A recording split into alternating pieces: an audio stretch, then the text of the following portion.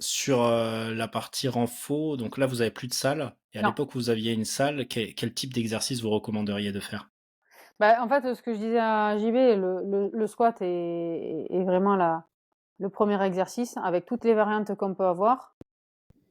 Donc là, on part, toujours, des angulations profondes vers les angulations spécifiques. Donc, en début d'année, on va être plus en squat complet, demi-squat, quart de squat, pour finir après sur des angulations très spécifiques, hein. Mais toute D'accord. une En fait, la logique, elle va de la séance à l'année. Squat, c'est un bon exercice avec, toute ta variante derrière, squat jump, et puis transfert vers l'avant. On a un gros travail, après sur la chaîne postérieure, tout ce qui est, alors le héron en fait, l'excentrique d'ischio. Donc soit en vitesse lente mais sans oublier la vitesse rapide, donc avec travail de Zwift ball où on peut aller chercher, en fait, du travail balistique à fond, parce que, beh, les ischios travaillent énormément en course à pied et en fait, il y a les fibres ne travaillent pas de manière lente mais très rapide. Donc il Mmh. faut il faut ne pas oublier, la chaîne postérieure qui est finalement, la problématique de blessure chez le coureur. Beaucoup, beaucoup de tendinite, d'insertion, d'ischio-jambier.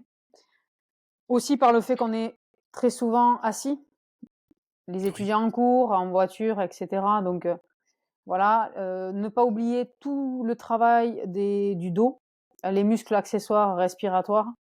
Bah, JB, tu peux nous dire aussi, par rapport à l'étude, que tu m'as fait part, la semaine dernière? Ouais, sur le travail respiratoire. En fait, bon, c'est un peu plus axé sur la partie profilage et Mmh. facteurs limitants des athlètes, surtout sur nos disciplines à nous. En fait, on se rend compte que, à l'époque, on avait tendance à penser que la limite sur ces athlètes-là, elle était beaucoup cardiovasculaire. Que, à partir d'un certain moment, on avait du mal à induire des adaptations au niveau de la fréquence cardiaque parce qu'en réalité, avec l'entraînement, on induit peu d'adaptations sur la fréquence cardiaque maximale, mais beaucoup plus sur le VES et on considérait qu'à un moment, c'était vraiment trop faible les adaptations qu'on avait sur VES.